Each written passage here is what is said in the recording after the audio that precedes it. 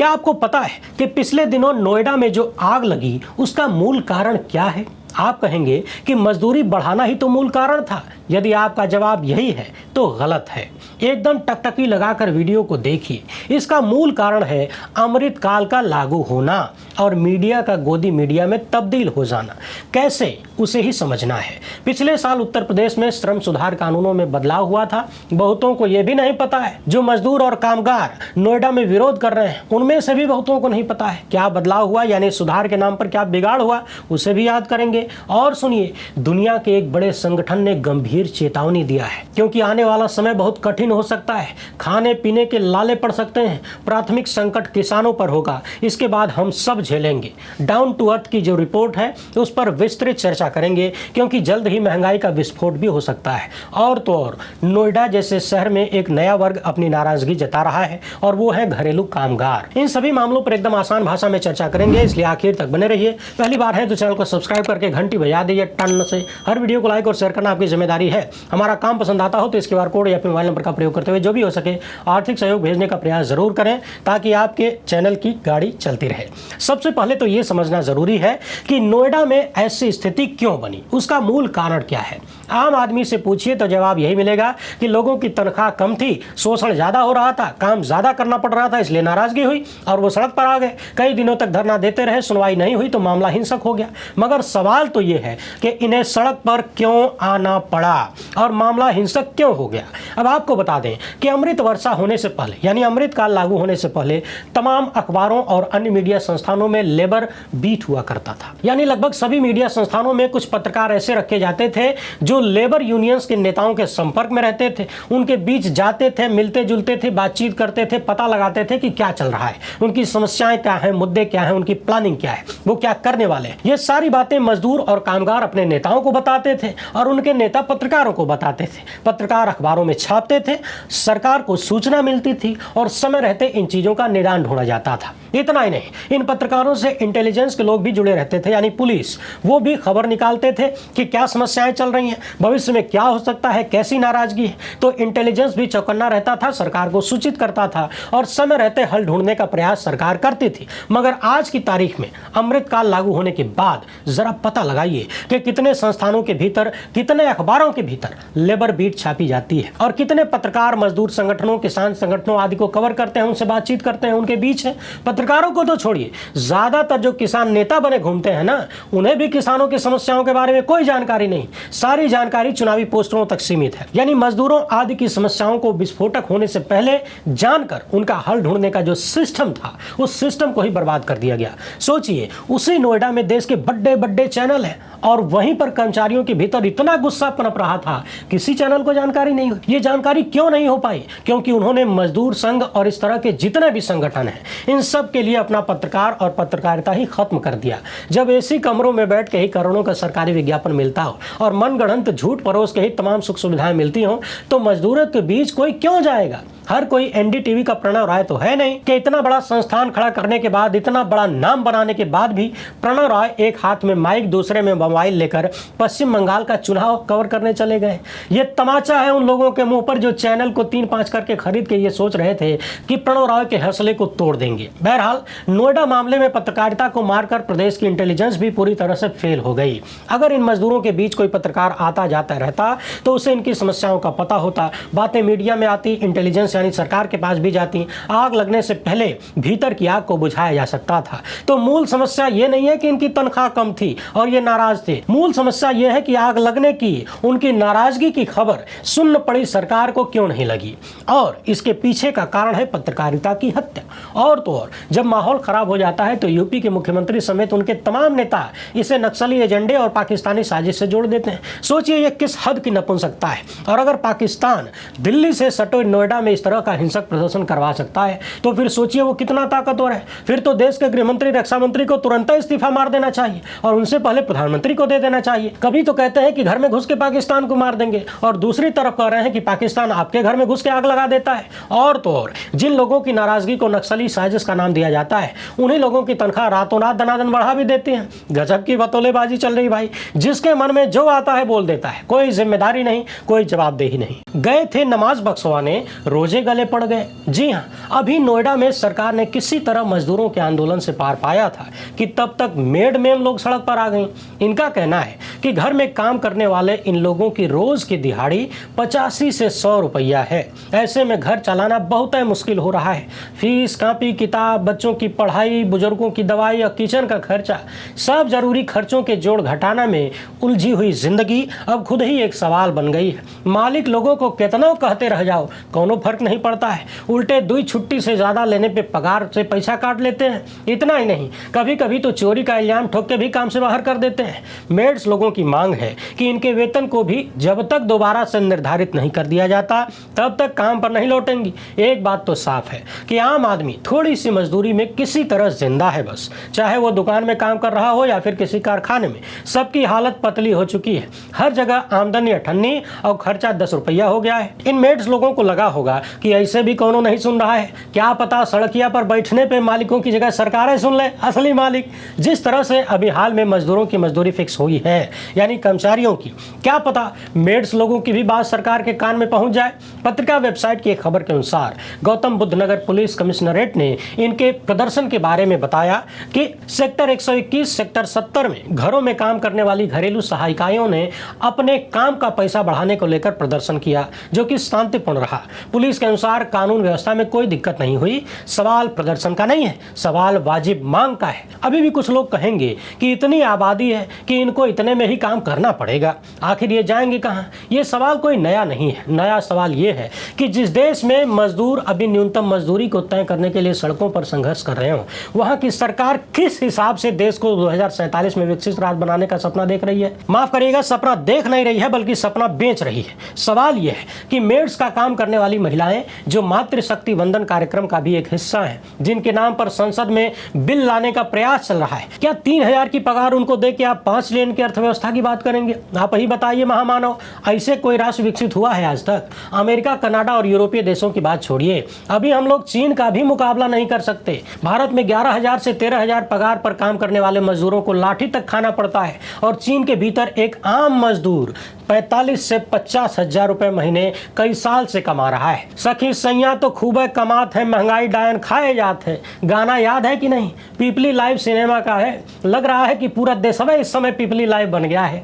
जिधर देखिए सब लोग, आम आदमी आत्महत्या का सीधा प्रसारण देख रहा है। लेकिन यूपी के जिस बंदे ने इस सिनेमा को बनाया, वहीं की सरकार ने फिलहाल आम आदमी मतलब मजदूर को आत्महत्या से बचाने का प्रयास किया है। जी हाँ, मजदूरी में उतना ही बढ़ाया गया है कि ब्लैक में सिलेंडर खरीदने में थोड़ी सहूलियत हो जाए। इसलिए यूपी में सरकार ने न्यूनतम मजदूरी में 1,000 से लगाए 3,000 तक की बढ़ोतरी कर दी। इसकी घोषणा करते हुए योगी सरकार को कहना पड़ा कि कुछ सोशल मीडिया में न्यूनतम मजदूरी को 20,000 रुपए करने की बात कही जा रही है, जो कि पूरी तरह से झूठ है। सरकार की तरफ से ऐसा कोई फैसला नहीं लिया गया है। अब इसे आप आज के जेन जी मजदूरों की हड़ताल समझें या आगामी साल होने वाले चुनाव की मजबूरी, जिसके चलते शायद सरकार को बीच में आना पड़ा। नहीं तो ऐसा जल्दी होता नहीं है। आज तक आपने किसी सरकार को इतनी तेजी से ऐसे मुद्दों पर निर्णय लेते हुए देखा है क्या? वो भी भाजपा ही सरकार को। अरे यहाँ तो सैकड़ों की संख्या में किसान मर जाते हैं, फिर भी असर नहीं होता। बहुत मोटी चमड़ी है। जिनका मत रहा है कि व्यवसाय करना सरकार का काम नहीं है, व्यवसाय खाली व्यवसायियों को ही चलाना चाहिए।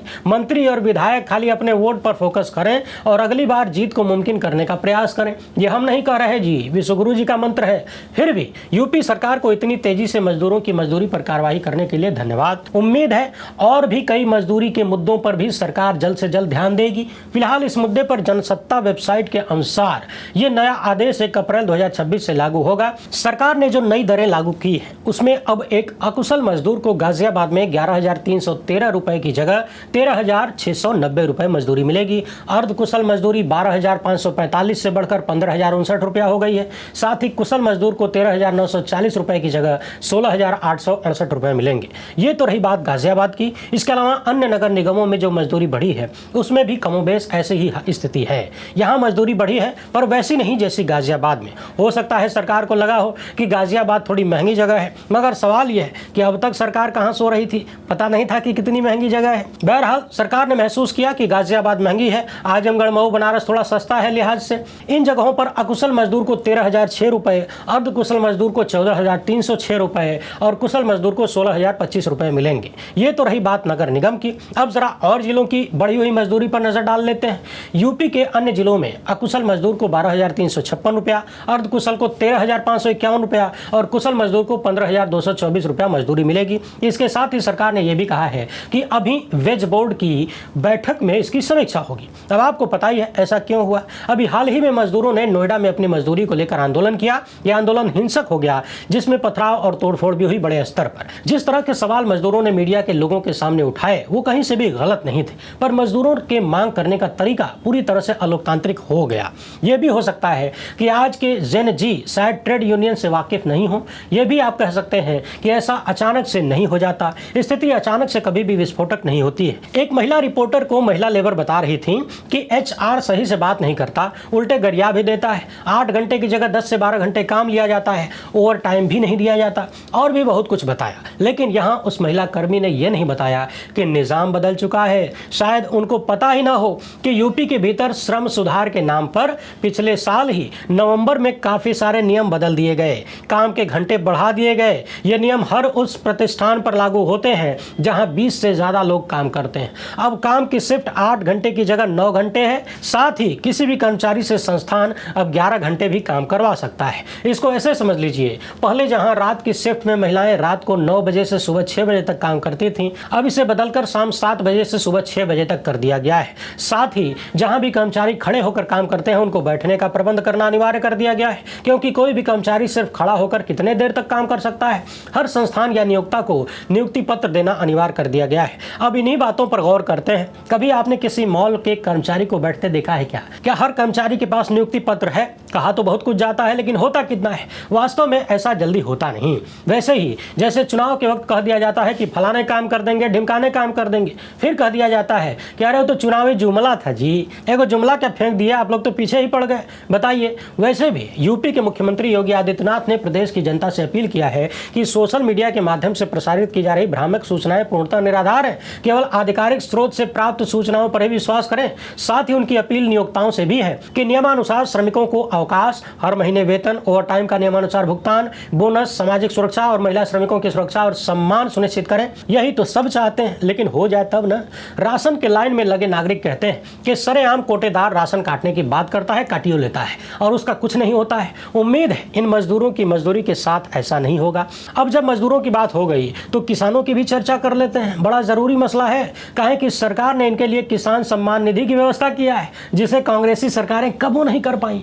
वो ऐसा जीवन में सोच भी नहीं सकते थे। उनके पास कल्याणकारी राज्य का मॉडल था, जबकि अपने महामानव जी का दृष्टिकोण काफी वैश्विक और व्यापक है। इसको ऐसे समझ लीजिए कि पंडित नेहरू को लगता था कि किसान को अगर सस्ती खाद, उत्तम बीज, बढ़िया सिंचाई, सस्ती बिजली मिल जाए तब कृषि उत्पादन बढ़ सकता है। इसलिए उन्होंने देश के भीतर खूब बड़ा बड़ा ढांचा खड़ा कर दिया, भगीरथ जैसा प्रयास किया, नहर, खाद कारखाने, कृषि विश्वविद्यालय आदि न जाने क्या क्या खोल डाले। आज के विश्वगुरु के हिसाब से यह सब फालतू का काम था। आप ही बताइए, जब देश में तमाम निजी उद्यमी हैं, यानी धन्ना सेठ हैं, उनके पास कारखाने लगाने की दैवीय इच्छा है, खाली पैसा नहीं है, तब सरकार को उनको धन उपलब्ध करा के शांत बैठकर उत्पादन का इंतजार करना चाहिए। किसान को भी थोड़ी बहुत नगद धनराशि देकर फसल की पैदावार पर ध्यान देना चाहिए। काहे का किसान को बताना है कि कितना यूरिया डालेंगे, कितना पोटास। एक रिपोर्ट ये भी देखिए, डाउन टू अर्थ पत्रिका ने FAO के माध्यम से बताया है कि दुनिया होर्मुज संकट के चलते खाद्यान्न संकट में भी फंस सकती है। FAO भी जान लीजिए, इसका फुल फॉर्म होता है फूड एंड एग्रीकल्चर ऑर्गेनाइजेशन।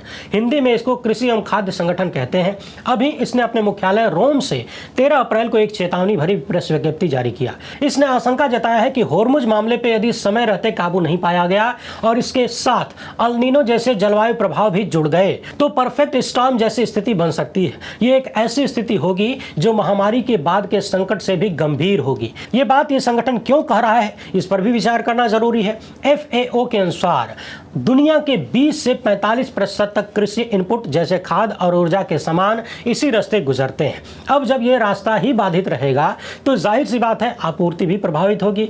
इस मार्ग से यदि खाद, डीजल, गैस नहीं जाएंगे, खासकर एशिया के देशों में, ऐसे में वहाँ महंगाई बढ़ेगी। इतना ही नहीं, दुनिया भर के खाद्यान्न सामान के दाम में तेजी आएगी। अभी भी हालात उतने ठीक नहीं हैं। कृषि और खाद्य संगठन मान रहा है कि तेल और गैस की आपूर्ति जब प्रभावित होगी तब कई देशों में बायोफ्यूल बनाने का दबाव होगा। किसान को भी ऐसी फसल उगाने में फायदा नजर आएगा, फिर वो खाद्यान्न की जगह ईंधन बनाने वाली फसलों के चक्कर में पड़ेगा।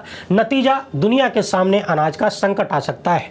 FAO के अनुसार वैसे भी दुनिया भर के किसान पहले से ही कम मुनाफे पर फसल पैदा कर रहे हैं। ऐसे में होर्मुज संकट के चलते कृषि लागत बढ़ेगी, जिसके चलते हो सकता है इस साल किसान उतना उत्पादन न करें जितना वो पहले करता रहा है, क्योंकि ऐसी आशंका है कि उर्वरकों की कमी के चलते फसलें प्रभावित होंगी। मार्च में जहां अभी तक खाद्य महंगाई नियंत्रण में रही, उसके अप्रैल और मई में बढ़ जाने के पूरे आसार हैं। यही वो समय है जब किसान अपनी खरीफ की फसल लगाएगा। यदि इसी टाइम उसको खाद, डीजल सहित और भी जरूरी उपकरण जो इस होर्मुज मार्ग से आते हैं नहीं मिल पाए, तब ये तय है कि देश के भीतर खरीफ फसल का रकबा पिछले साल की अपेक्षा कम ही होगा।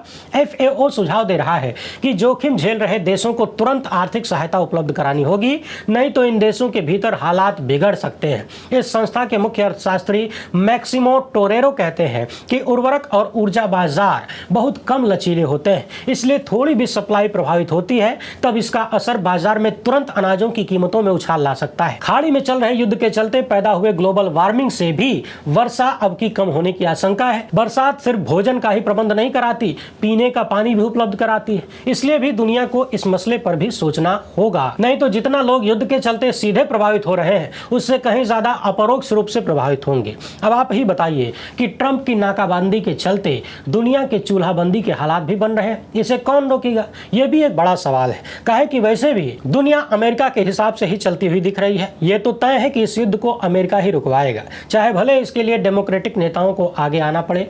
होर्मुज स्ट्रेट के साथ भारत के लिए इस बार एक और चुनौती साथ में है। इस बार देश के अंदर वर्षा के दीर्घकालिक अनुमान अच्छे संकेत नहीं दे रहे हैं। देश का मौसम विभाग कह रहा है कि 2026 में दक्षिण पश्चिम मानसून सामान्य से कम रह सकता है। इसका असर देश में खरीफ की फसल पर पड़ेगा। आपको बता दें कि अभी देश के भीतर तकरीबन 60% किसान इसी खरीफ की फसल के ऊपर निर्भर हैं। इनके लिए अभी से संकट के बादल दिखने लगे हैं। तमाम बड़े बड़े बांधों और नहरों के बावजूद अभी भी देश के आधे से अधिक किसान इंद्रदेव के ऊपर ही निर्भर हैं। वैसे भी किसान अभी ओला पड़ने से काफी परेशान रहा है। कुछ इलाकों में जहां अब की आम के बाग से काफी उम्मीदें किसानों को थी, उनके बौर भी असमय आंधी और बरसात में गिर गए। चलिए जरा ये भी समझ लीजिए कि बरसात के कम या ज्यादा होने का अनुमान कैसे लगता है। मानसूनी बरसात का औसत देश के लंबे समय में हुई बरसात के आधार पर निकाला जाता है। जब भी अनुमान लंबे समय में हुई बारिश के औसत से 90 से 95% के बीच होता है, तब इसे सामान्य से कम माना जाता है। अब की 1971 से 2020 के बीच हुई बारिश का औसत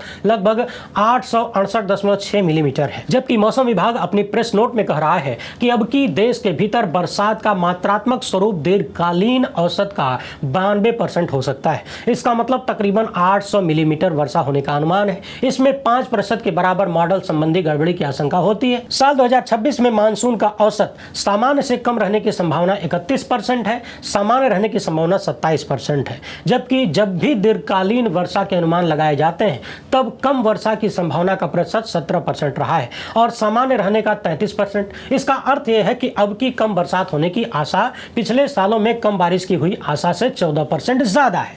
इसी तरह सामान्य वर्षा की आशा भी 2% कम है। इसका अर्थ साफ है कि अब की बरसात में पानी गिरने की संभावना कुल मिलाकर कम ही है। अब इसके भविष्य पर भी एक नजर डाल लेते हैं, जिससे बात और स्पष्ट हो जाती है। इस साल के अनुमान ने इसलिए भी माथे पे चिंता की लकीरें खींच दिया है कि जब बरसात कम होगी तब सिंचाई की जरूरत होगी। सिंचाई के लिए फिर से किसानों को डीजल की जरूरत होगी। डीजल का दाम भी मौजूदा संकट के चलने बढ़ने की संभावना ज्यादा है। लोग तो कह रहे हैं कि जैसे पश्चिम बंगाल का चुनाव निपटेगा, सरकार बंपर तरीके से तेलों के दाम बढ़ा सकती है। यूरिया का भी संकट देश के भीतर हो सकता है। ऐसे नहीं हो, हमारी उम्मीद तो यही है। फिर भी हमें इसकी तैयारी के बारे में अभी से तैयार होना होगा, क्योंकि अभी तक खाद की मांग अचानक से पूरे देश में एक साथ निकलती है। इसको सामान्य स्थिति में भी पूरा करने में राज्य सरकारों के पसीने छूट जाते हैं। किसानों को रात रात भर सहकारी केंद्रों पर यूरिया के लिए लाइन लगानी पड़ती है, लाठी भी खानी पड़ती है। देखा तो है ना आपने। अब की तो होर्मुज का झुरमुट पूरी दुनिया को अपने में अजुराए हुए है। अब इसके चक्कर से हम अपने किसानों को, अपने देश को कैसे बचा पाएंगे, ये भी किसी चुनौती से कम नहीं है। वैसे भी किसी को उम्मीद नहीं नहीं थी कि ईरान का युद्ध इतना लंबा चलेगा। जैसे जैसे इसके खत्म होने के आसार कम हो रहे हैं, डर लग रहा है कि कहीं ये ईरान इराक युद्ध की तरह बढ़ न चले। यदि ऐसा हुआ तब यकीन मानिए पूरी दुनिया युद्ध में होगी, चाहे वो युद्ध में शामिल हो या न हो। लेकिन उसके प्रभाव कहीं सूखे, कहीं बारिश, कहीं तूफान और भी न जाने कौन कौन सी जानी अनजानी बीमारियों के रूप में देखने के लिए मिलेंगी। वैसे आप इस बारे में क्या सोचते हैं? क्या सरकार पूरी तैयारी के साथ लगी हुई है? आपको कितनी उम्मीद है? अपनी बात कमेंट बॉक्स में जरूर लिखें। वीडियो पसंद आए तो ज्यादा से ज्यादा लोगों तक पहुंचाइए। पहली बार है तो चैनल को सब्सक्राइब कर लीजिए। हमसे जुड़ने के लिए बहुत बहुत धन्यवाद। जय हिंद।